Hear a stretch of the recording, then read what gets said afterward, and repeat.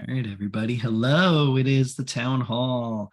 It is dare I say, another special event. Mike, I'm going to say you generated a special event. You ask a question, you look for a forum. Good news. We have a forum and we have people that are willing to talk all the time. So this is perfect. So if you're not on the quiet listserv, I'll do the nutshell of how this started. Mike posted a comment on the quiet listserv.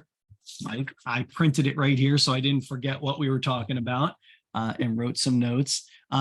It kind of asking an idea about certification. It took a turn to talk about resident certification, which I don't know that it started there, but it ended up there. And basically the idea of looking at professional credentials along those lines. Mike, I very much condensed that to like a sentence. Would you like to kick us off with something? Was.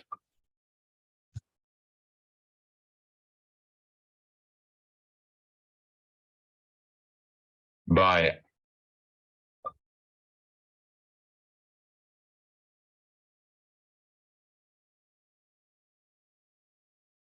You got muted again.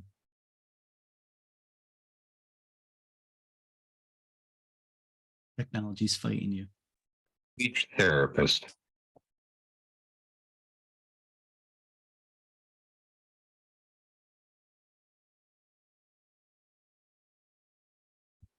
Again. Mike, you're muted again. On. Oh, where your mute button is, Mike, in relation to what you're typing. I would love to see your setup, actually.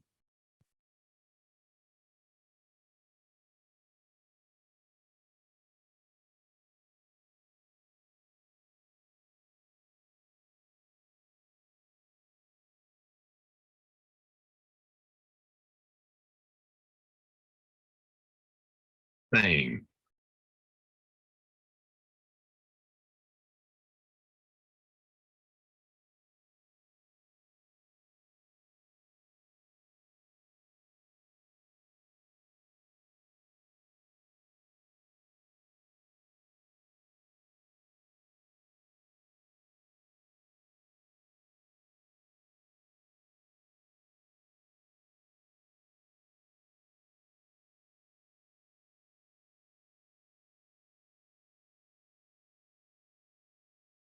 Drop. Like as you go, I think you're going to have to repeat the whole sentence to us again. You keep going muted, unmuting, muted, unmuting.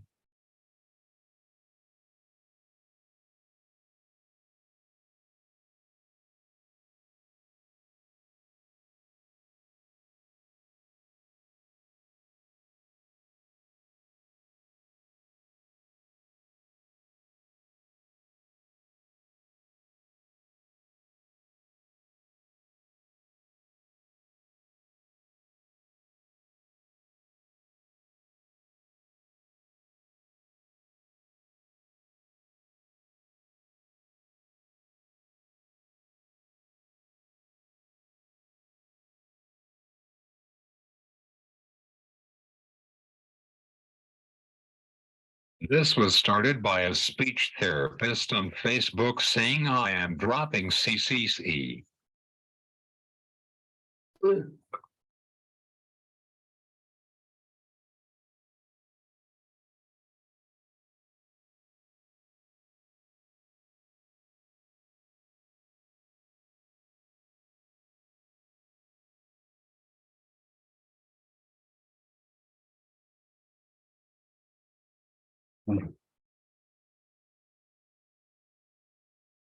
The other part, Mike, of your message as you continue to add more to it that I'll throw into the group beyond the person taking the C's off of their signature line. This is your words in your post, Mike. We have been discussing this topic and the topic of who could work with people who use assistive technology and what is their role for a few years now. One of my ideas was to start a work group for exploring this with all the professionals who work in the field and people who use AT and of course their family members. I mean, I'll start with my thought, Mike, just the idea of, who can work with people who use assistive technology is such a broad um, thought. I think that, our conversation in that, oh, sorry, Mike, go ahead.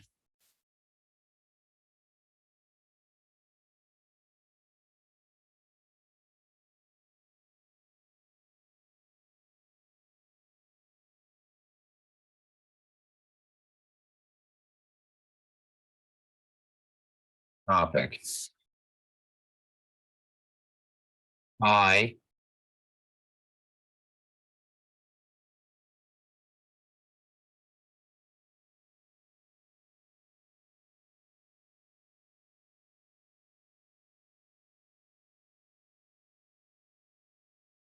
field.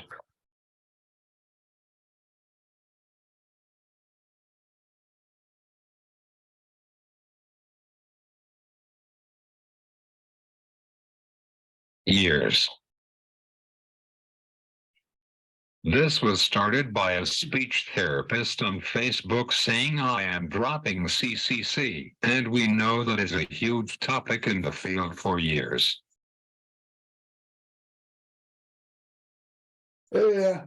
Yeah, I agree. I think the interesting thing is here is that, anytime I think about this idea of certification and credentialing and all these other topics, I'm tempted to go around and just ask people like, where did you come from to end up in this world of AT? I think that we all have come from somewhere else.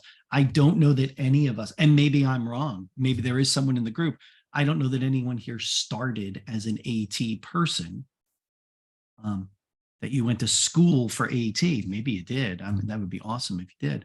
I think a lot of us come from another field and we find a path into this field.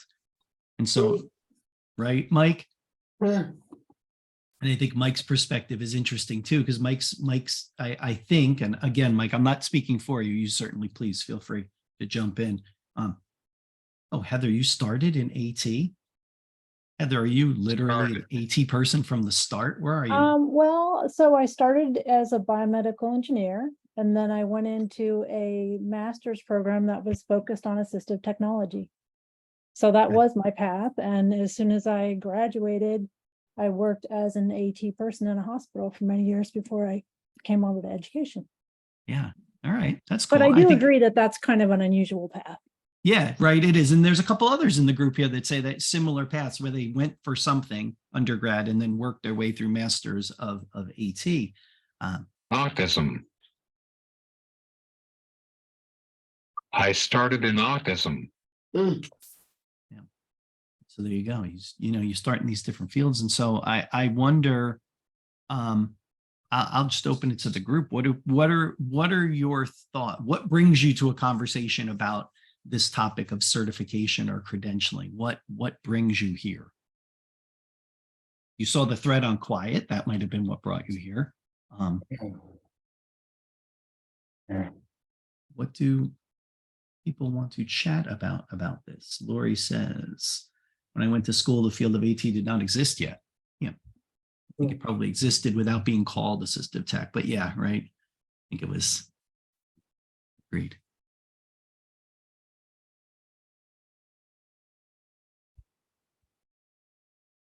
What do we think? Thoughts from the group? I'm going to let the group lead the conversation. I have notes, but I just choose to ignore them right now. Here's my notes. Well, you can't see them. What do you think?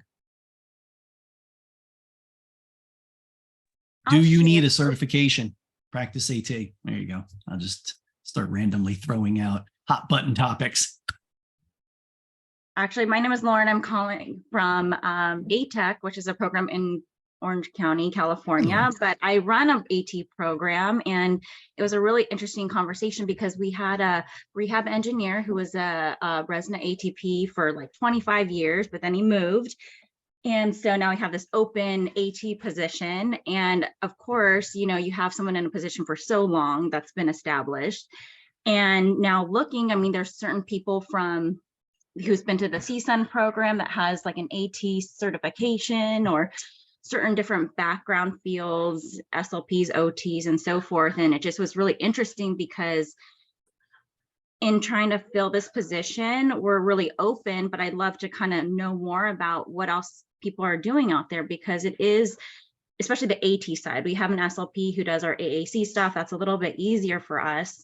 But when it comes to everything outside of AAC, what are the certifications? What's the best practice in the field? Because there are a lot of variations like you spoke about. So it's just a really interesting topic for me to learn more about and, see what's out there and what people are doing. Lauren, I think it's a great point. I mean, I think that, if we were to dig into a little bit more, your ATP that left, that person, where did they probably learn most of that and get most of that knowledge was from their in work experience, right? Yes. Yeah. Yeah. And so that becomes really tricky, is that I'll ask you, Lauren, I'm going to put you on the spot since you put your mic on and you were willing to chat. I'll put you on the spot and make you regret that. But if someone came to you and had loads of experience of using AT or supporting people who use AT, but did not have an ATP, would that person still rate high for you? I'm so sorry. Did you say that they already had some experience or limited AT? They had experience of Oh, yeah. working with tech. Maybe they were a tech user themselves, but they did not have an ATP. Yeah, actually, I would definitely consider them. I've been Awesome. interviewing for this position for a while, and I'm really open because I really feel like even if someone has an interest and has limited AT experience, I really feel like as long as they have that interest, we could definitely provide that professional development and get them that certification, because we'll pay for that too. So, I am definitely open. It really comes down to either they already have a certification or experience or both. That would be great. So it really just, we're pretty open. Is having the certification a requirement of your position?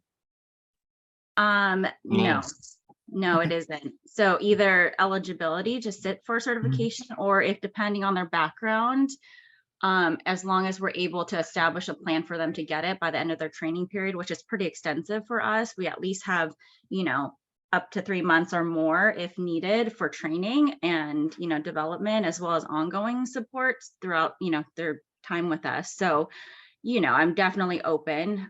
It really just depends on the individual and if they're a good fit too. In the state of Wisconsin, we have a long history in assistive technology.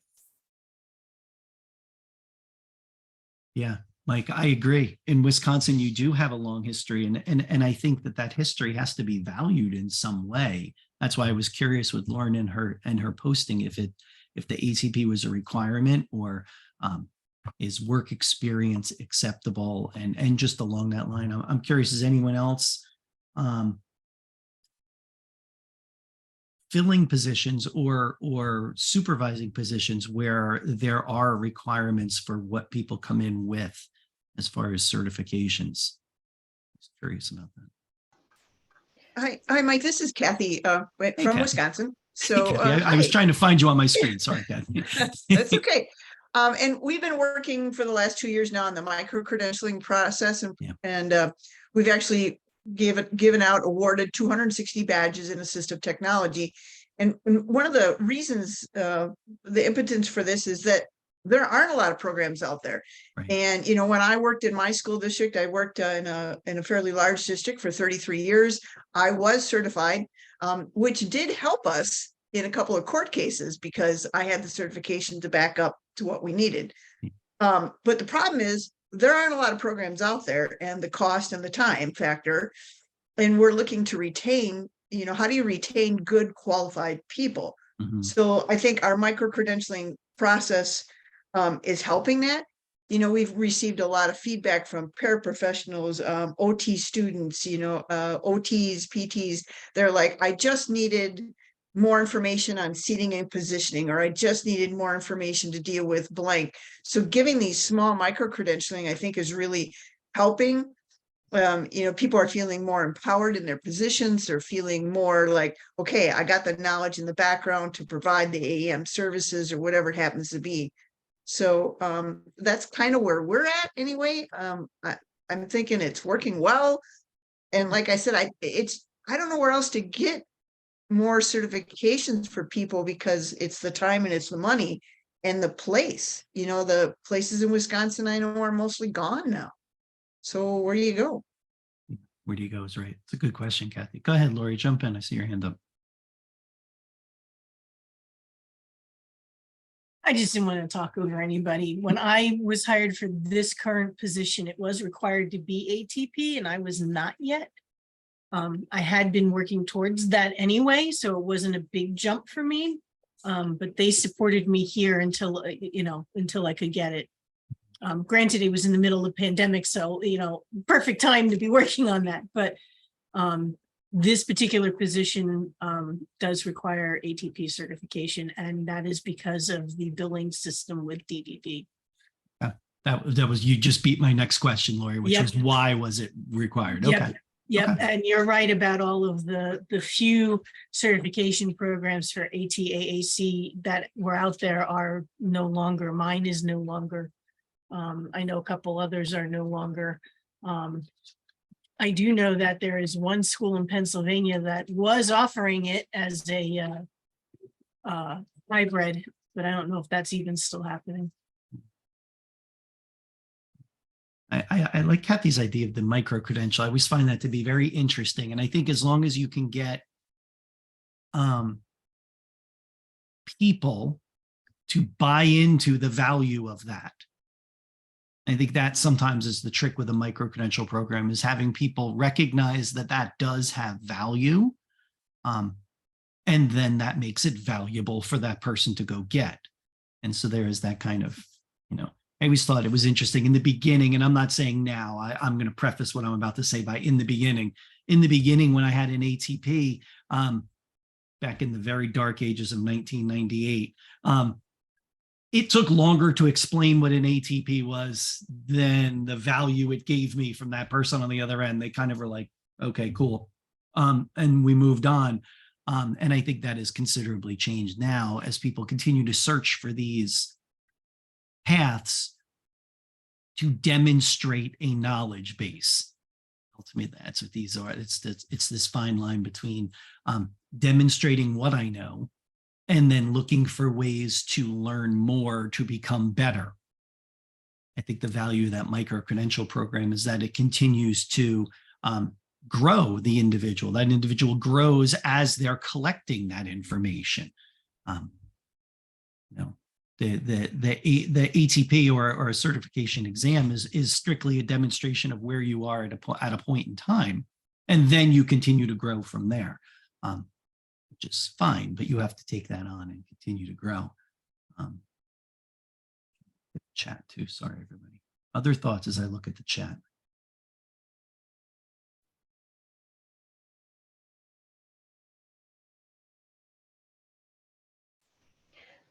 One thought I have about being certified or having a certification process is that there's a lot of people around the area I work in upstate New York, where they just say that they're AT professionals and they have no experience to back that up, but they might have a degree in a related field like OT, special ed, speech.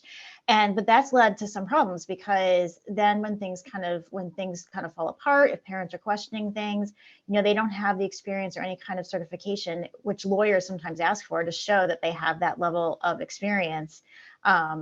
So I've always, I have my ATP and I've looked into doing other things just to become even more certified, I guess. I don't know if you get certified as I can, because I think, I'm also an ASHA member, and for ASHA, we have to maintain our Cs, and same with ATP now, we have to get, CEUs and ISS requirements. But I tend to focus on the things that I'm interested in, and I like the idea of have a broader knowledge base.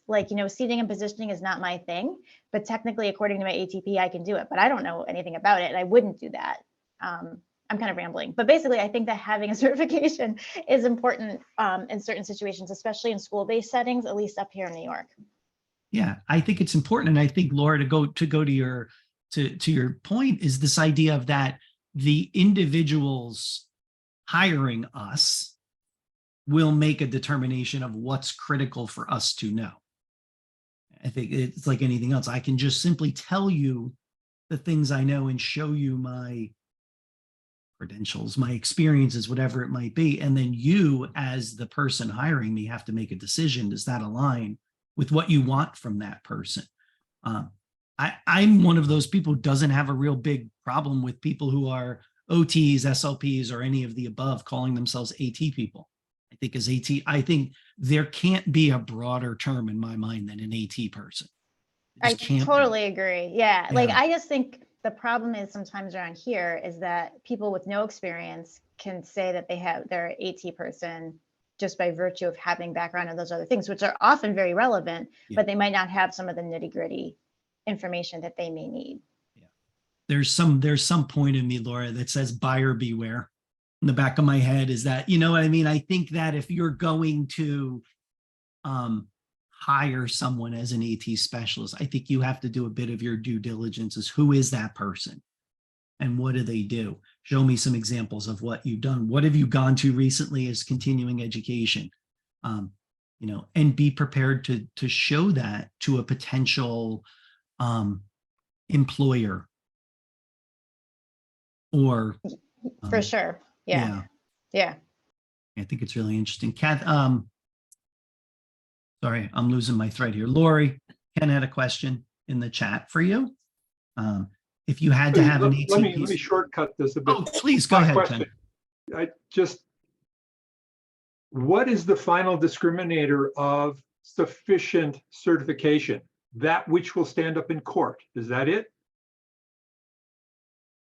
That's a great question, because I don't know that having some letter attached to my name does more than me explaining in court how long I've been doing this and what I've been doing in this field, right? Am I aligned with what you're thinking, Ken? Well, Mike, I can just imagine whatever the prosecution would be in a civil case, but I can just imagine them saying, so excuse me, Mr. Marotta, so what you're saying is you are not certified. Is that correct? Okay, good. That's all I need to know from you. And the jury will decide based on that. Yeah, I think that, I think there is a component to that. Yeah. I think you could probably. Mike, sorry. Oh, go ahead. Who just said that? I did. Oh my God, Sorry. So I will tell you, having been involved in a due process where partway in the due process, they did not know that I had an ATP. And when I finally was on the stand day 2 and that came out, the entire process of their questioning and their everything shifted. And it went from, you don't know what you're doing, to, oh, you have an ATP. Your information is now credible. And I will tell you, it is one of the reasons. It's not the only reason that I maintain an ATP, but it is a very strong reason, because I don't know how many of you have been in a due process and sitting on that stand, having experienced that shift in level of respect, maybe is the best way I can put it. It was it was like extremely noticeable. And now having had that, and again, like Mikey said, when I jumped in a little late, but like it's a capture in singular time, right? Like when I took a test, I had a singular amount of knowledge, but they also had my entire resume of everything I'd done since then. And why they didn't notice I had an ATP until we were on day 2 of testimony, not my problem. They didn't do their homework, but like seeing the 180-degree shift in how they.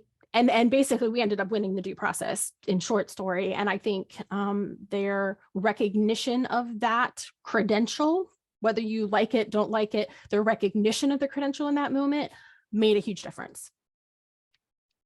That makes sense, Melissa. I just said.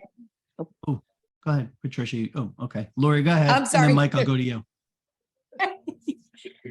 Just to clarify, it was a state requirement that I had my ATP in order to take the position. So I can't answer Ken's question exactly. It had to do with the billing process. That's all I can say without digging everything out. That's fair. Mike, go ahead, jump in. And then Antoinette, I'll go to you.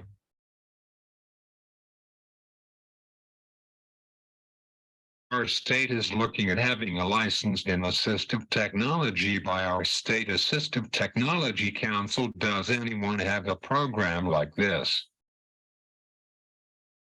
Does anyone state taking the reins on this and looking to create a state level? Yeah, in system? Florida, we have a designation that's known as the LATS, the Mhm. Local Assistive Technology Specialist. And while it's not a requirement, every district is supposed to have somebody that is known as the LAT, somebody or more than one somebody. So the state of Florida has like a list of things those LATs are supposed to know, but it's not like a formalized, like it's basically ESE director determines who that LATS is. So yes, but no, Mike. Yes, but no. Antoinette, go ahead, jump in. You know, as someone who's been on the RESNA Professional Standards Board, I learned a lot about certification. And something I learned is that certification is very broad. You know, the ATP is actually it is an accredited credential, which I didn't even know that was a thing until I joined the PSB. So it's a very expensive process, and it's a very rigorous process, and it's a very rigorous thing that it is. But anyone can offer, like I could start a course today and say, if you take my course, you can be a XYZ. So letters after your name, you know, I've learned this, you know, not the hard way, but, you know, through, I didn't really purpose to learn it, but being involved in the PSB, that, you know, there's a lot of people offering credentials that could be literally, you read a book and you attend a course, you could attend a course and get letters after your name. So I think, you know, it's a pro and a con. Like Mike said, you know, AT is very, very broad, which is a good thing. You have people coming from so many places, but I think that's, and, you know, we can talk about, you know, if the ATP, you know, if there could be other options, but someone has to throw their hand up to offer it. So right now, I think the best thing we have is the ATP, because it is really the only credential that addresses specifically recommending assistive technology to people with disabilities. Can you email me some information in Florida, please? So Mike, I just dropped in our AT competencies as a Google Doc, but I can send it to you by email too. Patricia, go ahead, jump in. I realized, Patricia, sorry, you were trying to talk before and then I talked right over you. Jump in. No, I apologize. I'm on my phone because my browser wouldn't update on my computer, so I didn't know how to raise my hand. I guess I think the ATP is wonderful, and I totally understand how it can back you up as far as legally. I guess my question, not really a comment, is, you know, I'm an occupational therapist, and as one of my domains is assistive technology. It's also sensory integration. It's also ADLs. It's also neuromuscular. And I've been doing it for over 20 years, so I've had extensive continuing ed in all the areas.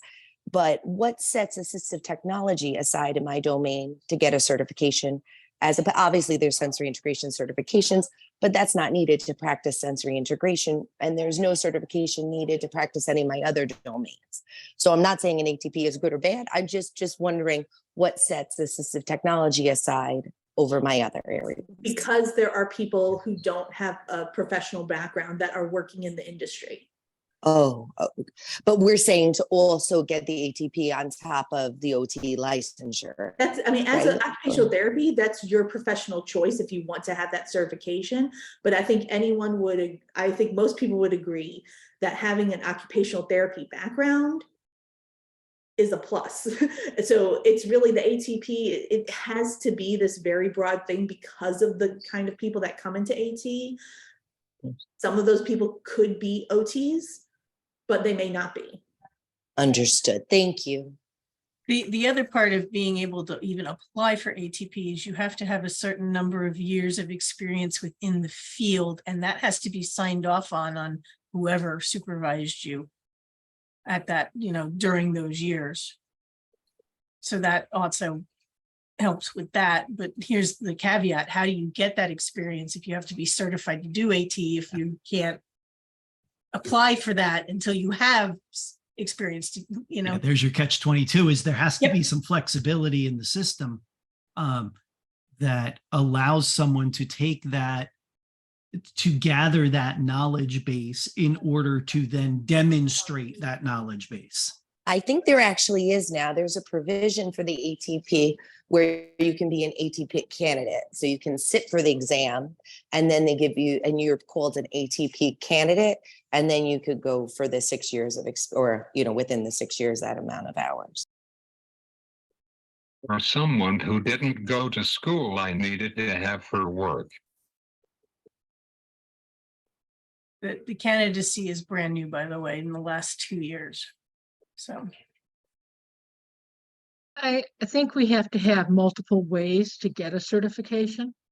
Not all of us are test takers, and a lot of us who are in the field have some type of need for assistive technology in their daily lives. And if we're going to present, we need to present as kind of universal.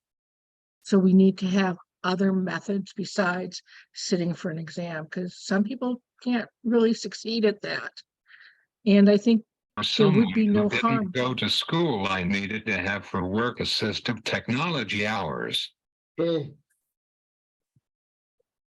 also think that it wouldn't hurt if all of our domains had a way to sign up as a specialty. I mean, I know have an OT background. I know people who have like a hand specialty or sensory integration specialty. I'm also a special ed teacher. There are special ed teachers who specialize in autism, who specialize, in learning disabilities, et cetera. So adding specialties to our disciplines is not, I think that would be great. Mhm. But I worry to add a whole new discipline.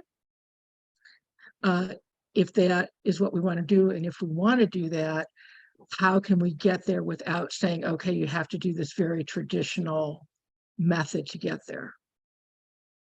That's a good point, Irene. And go to Ken's question in the box. He says, if I was a school superintendent, I'd require someone with an ATP certification to cover my butt in court. And is that along the lines of what we think? Could it also be, devil's advocate here, is it also possible that could be the OT from the school with perhaps the micro credentials in AT that Kathy talks about? Is that the same? And not all of us work in entities that would have, that's a very high bar. A expert witness in a court case is very high. And so not all of us work in arenas that would have that CYA need. Mm-hmm. Right. And would those other certifications with an OT and SLP and a PT, a special ed teacher, would that be enough with the demonstration of experience? Has that actually ever been tested? And how many court cases has that been tested? I just can imagine myself as the attorney representing the plaintiffs, and boy, just going to town on people who say, but I have a lot of experience. Okay. But you don't have certification, and you don't have a certificate. And by the way, it's the parents who are specifically focused on AT that they believe their child should have had. And that's where the big costs are for the district, and on and on. I mean, right now, I think a good argument for that is how many ATPs are there in your area? And if there's 5, then that probably shows that this isn't, something that is easily achievable, or, not easily achievable, but that might be the wrong bar in that situation. So, lawyers can argue whatever you ask them to. Yeah, true. They could argue either side, either way, and do it vigorously. Go ahead, Kathy, jump in. Oh, your mic. Oh, Sorry. Yep, there we go. Okay. I just think that we need to make a distinction too between licensure and certifications. Mm-hmm. I think that that's a huge thing. Like, I have a license in our state to teach education pre-K through 12, but I also have a license in assistive technology, which doesn't exist that much anymore, and a master's degree in that. That is different than having a micro credential.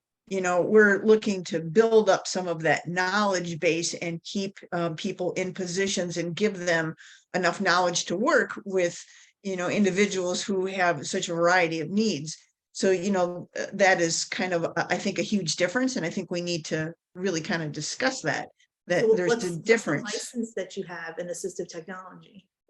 I actually had to go to school for 2 years and through UW Madison and then Milwaukee, and actually had to show competency and to write part of my master's paper. And they gave me a licensure in assistive technology, but I had to first have a license in education and had to teach for so long.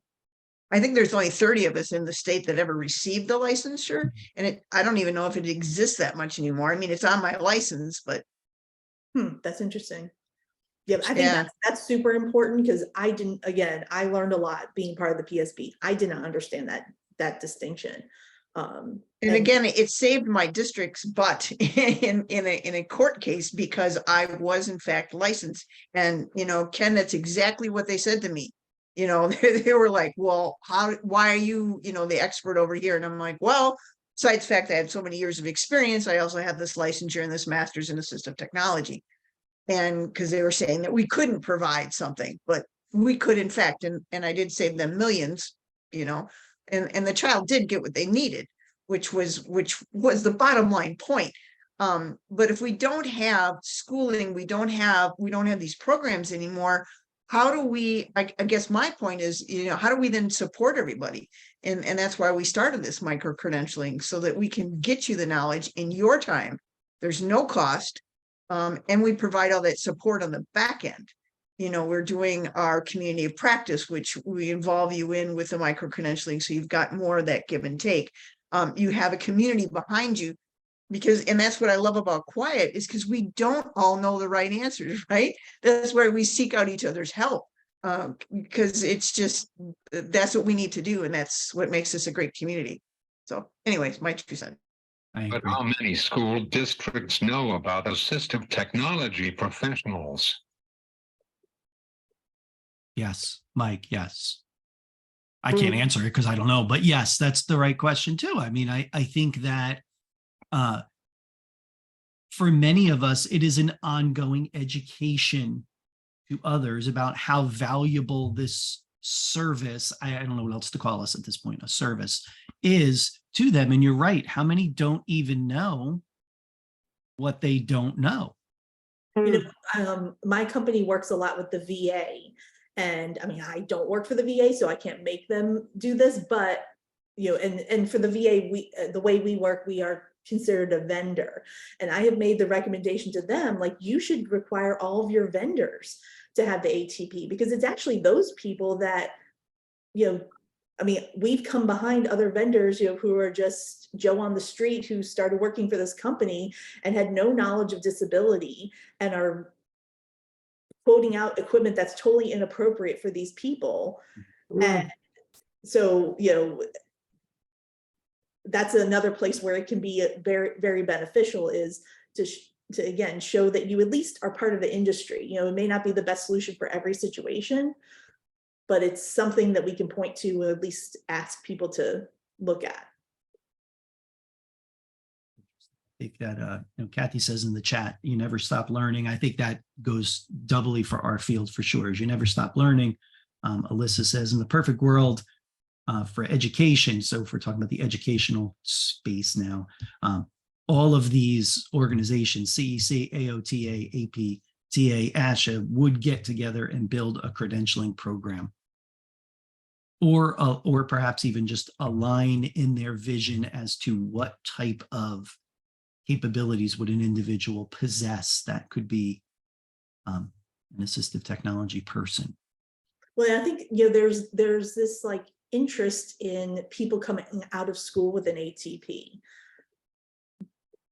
But to me, the whole point of the ATP is, it's that three-legged stool, and the work experience is a big piece of that.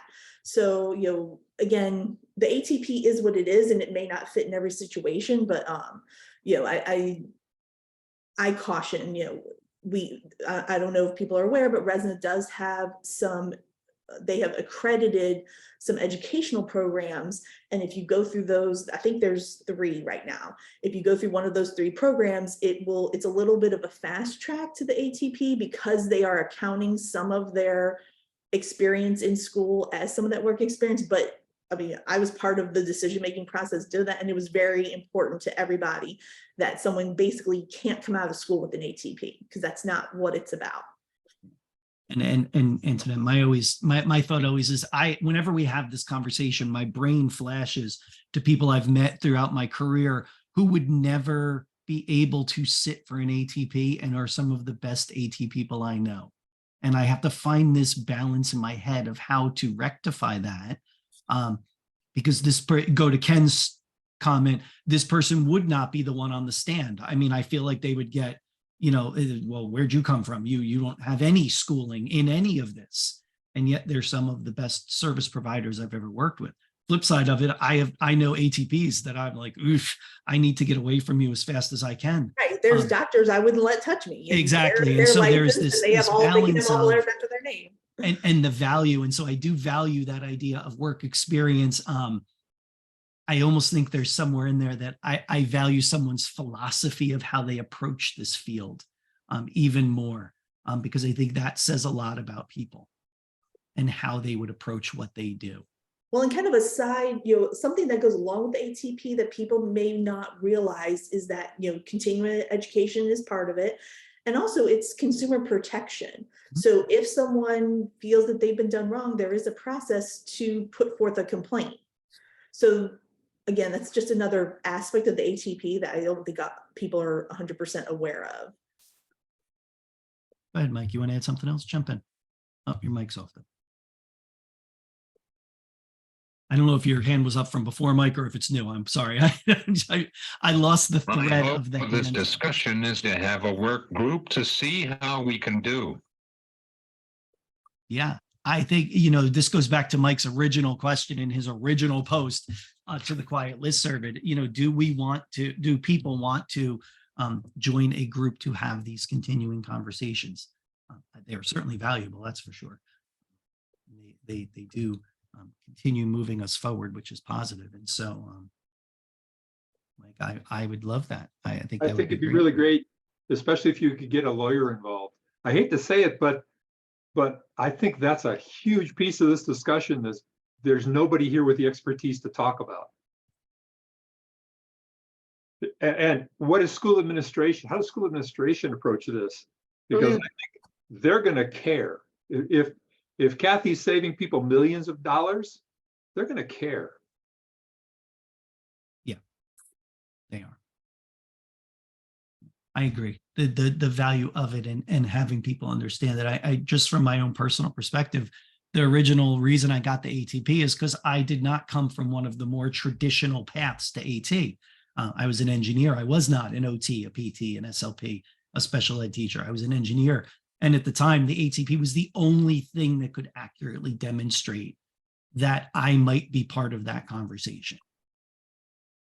So that had value. That's the reason I've continued on with the ATP is it has value. It beyond just the letters that attach beyond my name at the back end. It's just this idea of a demonstration of a base level of understanding of what this means. Not an expert in anything, far from, but just a base level of understanding and a commitment, like Kathy said, to continue to learn and be better.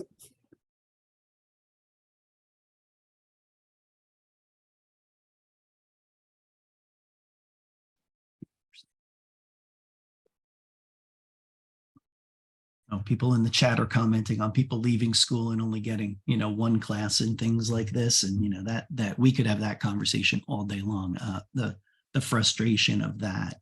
So I think Mike's suggestion, clearly there's value in such a working team getting together. I think also, just from my engineering background, you have to make sure you're involving all the stakeholders here. So that you don't come out with something and somebody says, that doesn't work. Doesn't work for me, and I'm the person with the power. Right. I'm the one that kind of matters. Yeah. So what we're throwing out there and what Ken is laying down, which is to really make tons of sense.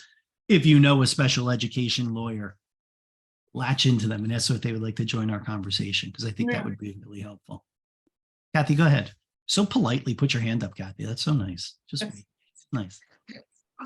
Once an educator, always an educator. It's very nice. You even put your own hand down, which was nice too. No, I was, Ken's point too is that some of us, like, I don't have a whole lot of power. I think part of it has to come from our Department of Public Instructions, and higher ed and education. Those are the ones that have to do the certification, like we were talking in the chat. I know so many SLPs when I worked in the school system, they were like, well, how do you know so much about AAC? Because I educated myself and I took, the initiative to spend all that time looking and talking as a team. It's not, that's the great thing about, I think, quiet and groups like this is that we're not individuals when we do these things. We got to do it as a group. I know I'm not an OT. I know I'm not a seating and positioning specialist, but I do know people who are.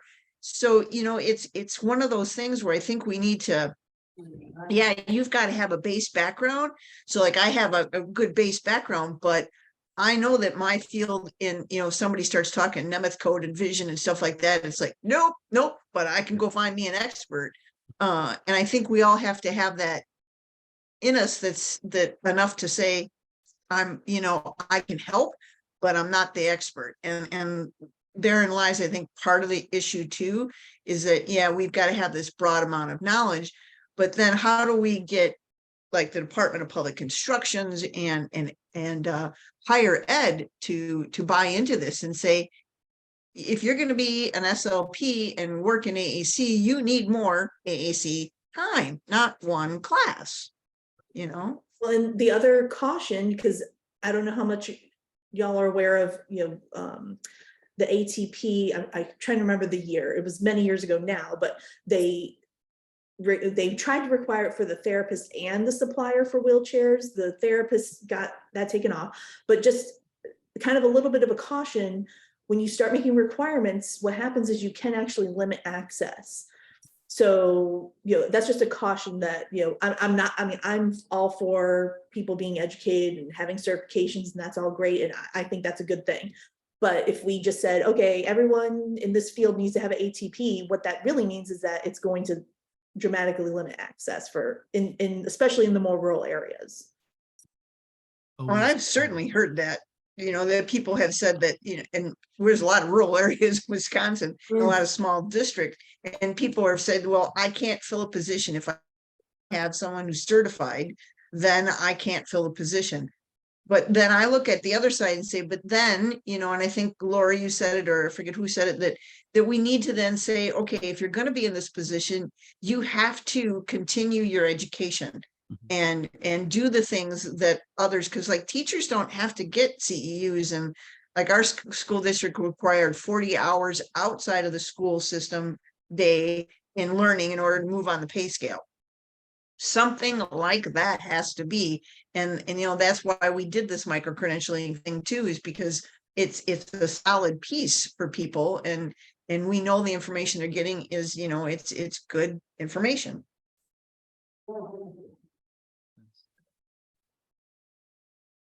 I wish this wasn't true, but it's a nature of our industry. It's so disparate, which is a good thing.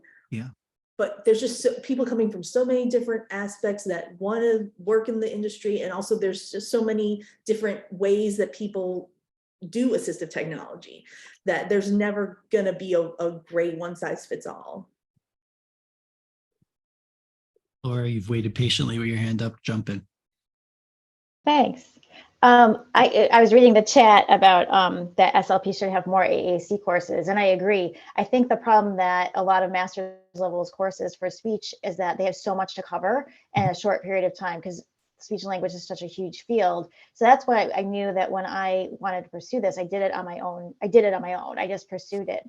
But I think that's where certification and assistive technology comes in handy. And I am curious to see what Asha does about AAC certification, because the theory is, and I've witnessed this in my own district, is that the idea is, well, they're certified speech pathologists, so they must know about AAC. And the fact is, I know a lot of certified speech pathologists who don't know much about AAC and don't know how to support it. And there really is some specialty skills there. And I think I see both sides of the argument for like having an ATP and not having it, but I'm always curious, like, I think I like Mike's point that how many districts know about the ATP certification. It's one of those things where it's like, it's important to have access to someone who does those types of things. And just because you have a baseline education doesn't mean you're an expert in it. Sorry, it's like, I'm really tired today. I'm rambling all over. Yeah, I don't find that to be rambly at all. But maybe that's just No, something in more about me. Florida at a Than you. Nice, it's conference, you something. have been doing ed camps. I think that is a great place to start. And do we want to do something like ed camp at CTG to have these discussions? Well, Mike has thrown it out. He has thrown the proverbial gauntlet down. Are people going to CTG, and do you want to do this kind of conversation? I ain't making me mad that I'm not going, but you still, that would be a great starting point, right? Mike, I think it's an awesome idea. And I think that's the kind of approach that maybe helps this conversation start to flower a little bit. And then maybe we look to anytime groups get together in these spots for these kind of conferences, do they have these conversations? Because I could easily see this at ATIA as part of the Ed Camp. With no doubt that this could easily be a conversation we could have for hours. So I would propose the opposite, that at a conference is not the place to do this, because you're going to get a subset of people, and what you're going to end up doing is rehashing all the same territory over and over again. Fair. It has to be a set of people who are willing to devote time to this topic, and who will have therefore an institutional memory of what we've already talked about. Make sure you've covered all the stakeholders, get people to volunteer from both the legal realm and the administration realm, and also practicing people in this area, maybe some folks from higher ed, because they are also important stakeholders, but I think it has to be a devoted group. It can't just be something that's ad hoc pulled together at a conference. Makes sense. I also think, you're kind of talking more about like actually starting a process to have an end goal. So it would be like deciding what the goal is so that you could put the right people together. It might be that there may already be that, but it might be that maybe we haven't 100% decided what the goal is. Like if the goal is there should be an AT certification specific for people who work in special ed. Okay, there should be a thing for vendors. Okay, but having it without having a clear vision. Yeah, and I don't even know that that's what we're talking about. Is any Right, I know a lot of us come from the field of education, so I got to imagine that's where a lot of us have our mindset right now. But yeah, That is interesting point. That is interesting point. I agree, Mike. Carolyn, do you want to explain the skills inventory that you put in the chat, which I was trying to dig up, but I was too busy focused on the discussion? Sure. Yeah, so here in Michigan, so I'm one of the AAC specialists for a grant through MDE. So I don't actually work for the Michigan Department of Ed, but we are a subset through them. And my director went through a variety of different professional organizations to see where assistive technology skills are identified and created this inventory. Sarah and I are going to be reviewing it to see if anything needs to be updated, because it hasn't been updated in a hot minute, but this isn't all inclusive. It's not going to list every single skill that I, as a speech language pathologist, or my friend, an occupational therapist, is going to possess, but it's going to be a really great starting point for the conversation of what skills do we already have? Maybe what skills on the team are we missing? But even as a speech language pathologist by training, I can go scroll down to the SLP portion of this document and do some self-reflections on, oh, I'm rating a 5 here, but I'm really only a 2 in this other area, and I need to beef my skills up based on what the professional organization is saying. I know one of our districts, one of our ISDs here in Michigan, uses it to create that staff growth, to see that growth over time. So the AT team will do the self-reflection in the fall, and then they'll do it again in the spring to make sure that they're seeing some growth and maybe identify additional areas to target for professional learning. But we're not doing as much with micro-credentialing or requiring the ATP. If anything, I feel like my boss would be against it, especially the requirement of it, at least, because they're, like we've mentioned at this meeting so far, there are a lot of people who don't have the time to do the ATP exam, or they aren't good test takers, or they don't have the funds to do all of that and include all the continuing hours that go along with it. And in reality, what we need to be doing is focusing on capitalizing on the expertise of the team versus on making sure we have the expert at the table. Well done. Great form. Check it out. It's great. I share it constantly with teams to try to get a sense of who might they be missing in their sphere that could potentially help as they go forward. And will that stand up in court, Ken? That's another story, but at least Right. it helps us meet the needs of those individuals day to day as we go forward and hopefully move them forward. Well, and I think there has to be a balance between I, as a ATP, can help guide the process, and the process really should be the team members that know this learner the best, this user the best. And so to me, that's where that balance comes in of, yes, it was very, I exhaled greatly sitting in that courtroom when they were like, oh, you have an ATP, that's great. But then the whole conversation was, here are the 15 people that I involved in the process in making a determination for this learner, and here's what we came to, and here's, where the discrepancy between team member A and the rest of us was. I think you need it's a both and, not an either or. Yeah, it is a both and it's interesting. The irony is not lost on me of the one person who's the expert instantly spins it around and says, hey, and look at how we all work together to resolve this problem. That's the person you want to have in that conversation. That's the person you want in that role. Melissa, I just gave you a compliment. You're the person we want in that role. Aw, thanks. Other thoughts? We have a couple minutes before the top of the hour. A great conversation. We'll continue the thought of how we move it forward. Like, we won't let it disappear, this conversation, because it's a great conversation. Perhaps it resurfaces every once in a while. We have a chat. Maybe it goes into, maybe we become the ad hoc group with the institutional knowledge, Ken. Maybe we're those people. Or maybe you launched that group, Mike. Like, I don't need to, maybe I need to launch another group, Ken. Got to put the onus on somebody. Or it doesn't I know. happen. I was trying to put it on Mike and you put it right back on me. Yeah, I think as we go forward, we'll Mike, I'll shoot you an email and we'll try to figure out how we can. Yeah, I just said Mike. I didn't say which Mike. I know. And now I own that. That's true. I should have just shut my mouth and it would have been on Mike and I could have just sat quietly, but that's not my We style. are running out of time, like my friend always likes to say, okay, you are. Yeah, we will find some time, Mike. We will have this conversation as we go forward because I think it is a good conversation. Anything people want to share before we go? I'll give you 2 minutes of your day back. Actually, 1 by the time I'm done talking. Next week is our book study. If you're into the book study and you've been joining us, Better Conversations. Next week is the next conversation about that. I have no idea what chapter we're talking about, so someone's going to tell me.